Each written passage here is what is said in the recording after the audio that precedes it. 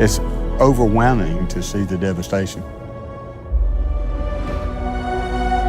Part of getting the parks back open as quick as we can is that we have a sense of normalcy when the parks are open. The parks were there before the communities looked anything like they look today. Whether you're a state park employee wearing a uniform or you're the guy that works down the street, we're recovering together.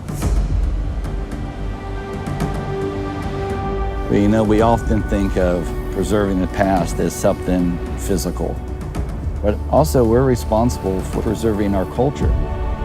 Those are important parts of Florida and the Florida Park Service.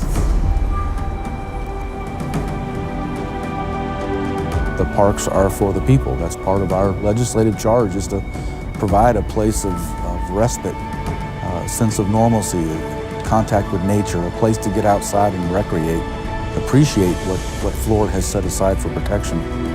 Getting the parks back open creates that foundation of moving back to normal.